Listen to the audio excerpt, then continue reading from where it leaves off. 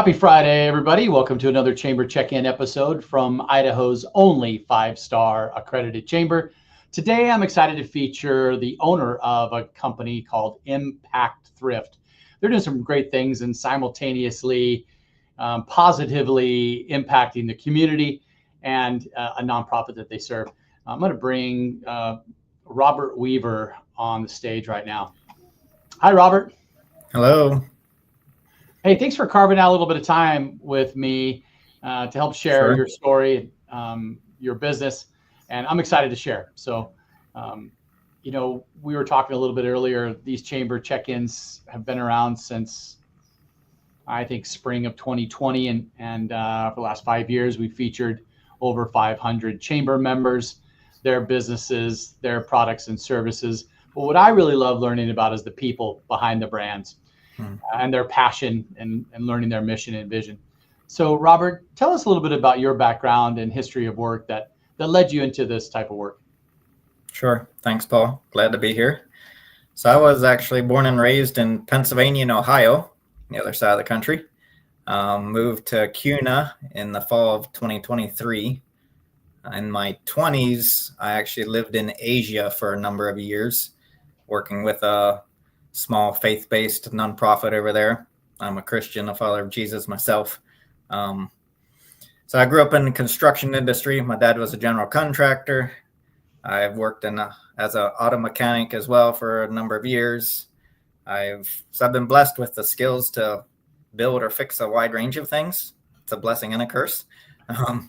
But while living in Asia, I was also an assistant manager of a Western-style bakery and cafe for about 4 years.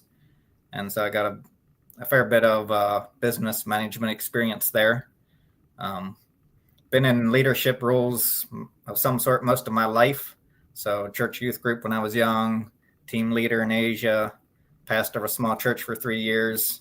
In the last 6 years, the operations team lead for a nonprofit called Kazakh Rescue, or Kazakh. And now, the last 8 months or so, the general manager actually of Impact Thrift. So it's owned by Kazakh. So that's a quick history of me. I got a wife, 3 kids, elementary age kids, and we're enjoying Idaho. Awesome. Wow. I did not realize your history. I think the first time I met you was at a business after hours, and you were kind of standing off in the corner. I said, "Get over here, Robert. Tell me your story." And so, this is really cool. So this is a good opportunity to help share a little bit more about what Impact Thrift is. And so for those that don't know, or for those that have been around for a while, they understand the bench commission, the building there that's sold furniture, new and used furniture forever on the corner of, I think, Franklin and Roosevelt. Roosevelt and Rose Hill. Roosevelt and Rose Hill. Franklin, same basically. Yeah. So it turns into Franklin. And that is just a legacy location. People remember it as the bench commission, but now it's got a new vibrancy and a new life and a new mission. So tell us a little bit about Impact Thrift, when it started and why. Sure. Yep. So we opened in December of last year. So just a new store. I mentioned a nonprofit that I work for. So this is kind of a business side of that a way to bring in some sustainable income for the nonprofit. So a thrift store idea was one of those business ideas. My wife enjoys retail. She likes interacting with people. And so we basically volunteered to move to the Boise area and start the thrift store for the nonprofit. And so we moved out fall of 2023. We got our funding all lined up in March and April of last year, and then started looking for a building. You mentioned the bench commission building.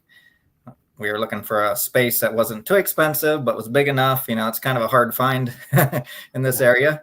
And so that one came available, and it fits the need really well for us.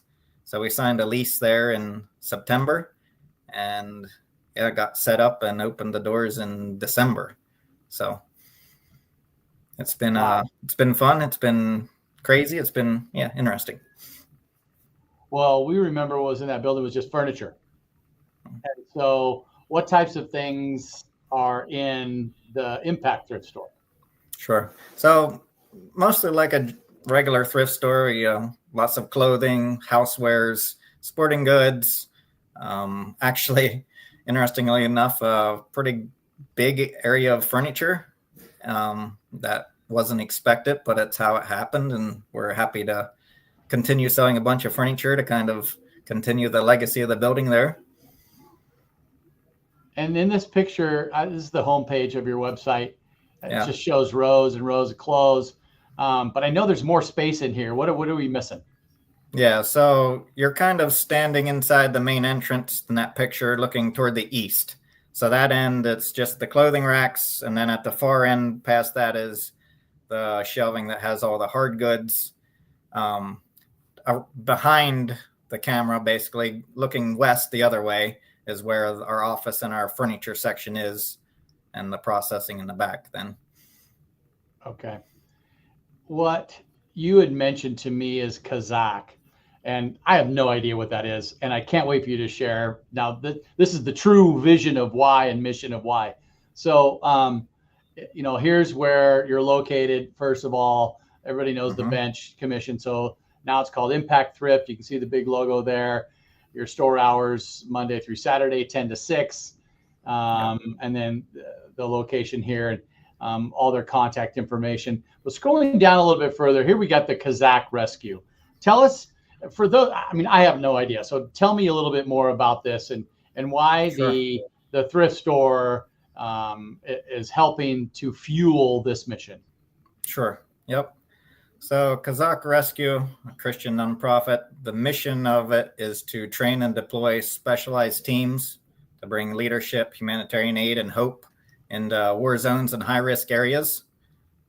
So Kazakh trains teams of people with the skills to respond to major natural disasters, to go into conflict zones, to provide that aid and leadership and hope to people who are experiencing really the worst and have little to no, resources or help. A lot of these areas, especially conflict zones, the militaries are there, but there's not much else often in the way of humanitarian aid, especially in the highest risk parts of the conflicts. And so, that was kind of a niche that the visionaries behind Kazakh Rescue saw as a place where there was a need for people to go and provide humanitarian aid and rescue. The Kazakh Rescue was kind of born about 7 years ago. And so fairly new nonprofit, developed a training program. The basic training is 2 years long, includes physical, spiritual, emotional, and hard skills elements to it. So the hard skills include technical rope rescue, swift water rescue, a wilderness first responder, EMTB certifications, and then training in other search and rescue stuff, navigation, communications, incident command. So just trying to give people the skills that they need to live and work in austere environments, high-risk environments where, they can help people in their time of need. So Kazakh Rescue's goal is to focus, on the higher risk and more forgotten places of the world. So teams have been to places like Ukraine, Sudan, Myanmar. Wow. Incredible. I learned so much from our chamber members and this series. Incredible. And so this Boise store, this thrift store, is fueling a little bit, but I can't imagine it's the only fuel for supporting. Yeah, so most of the support for Kazakh Rescue comes from individuals, businesses, churches. From the beginning, the team that's been building it had the vision to do business stuff as well on the side. So we're not constantly asking for large amounts of money. First responder type training, international deployments, it's not a cheap thing. And so, So that, most of the funding has come from those external sources to date. We're working on a thrift store. There's a couple other business ideas in development that will hopefully help create that sustainable income. But the thrift store is kind of the beginnings of it. Okay, so for folks that are shopping your thrift store, they can feel good when they're spending their money, that it's going not only to the business, right? That's giving back to the community and paying taxes and hiring people, but then it's also building funds for to elevate another cause. So I really I think that's great. Simultaneously functional. Yep. How can people donate, and what types of things are you accepting? So people can drop things off at the store. So same as our store hours, 10 to 6, Monday through Saturday. We have a donation door at the end of the building, and you can stop by and drop things off. We offer some pickup services, especially for larger items or larger quantities. So the best way for that is to go on our website, the Donate Here button. It takes you to a website called Pick Up My Donation, and there's a form to fill out. You can add pictures, choose your preferred day and time. It comes to us. We get back to you and say, hey, this is the day that we can come, and do the scheduling that way. As far as what we take, most everything that a regular thrift store takes, obviously we don't like old mattresses and old TVs and car seats and, things like that, things that are too dirty or stained to use. We're not the dump. We have to pay to get rid of our trash too. So that cuts into the bottom line. But most anything that's, good sellable items, we're happy to take and grateful for. Awesome. What about volunteer opportunities? Do I have an option to come down and work in the thrift store? You do. We are open to volunteers. We have 2 that come in a day or 2 or 3 a week right now. And we would be happy to have more of that. Most of our staff is paid. We have to have a core of paid staff, but we are very open to having volunteers augment that, help us out, especially if you have an expertise in a certain area, what something is worth, whether it's furniture, whether it's books or whatever, something that, you can come in and the prices, what sells. That's very helpful to us. And, honestly, the more volunteers we have, the less our costs are. So then the more money we can raise for the nonprofit. I love it.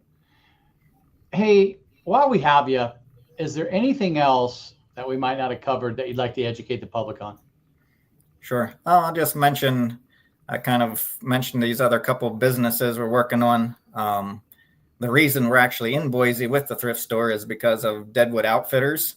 So it's up between Cascade and Stanley along the 579 road. They're in Boise National Forest. That's where the lodge sits. It's a hunting fishing outfitter. We actually ended up buying it a few years back when we were looking for a place to do wilderness survival training for our cadets. It runs most of the year as an outfitter business, just so it can be a kind of a free base of training for in the summertime for 7 weeks. So there's a class of cadets there right now. They're about 2 or 3 weeks into their segment of training there.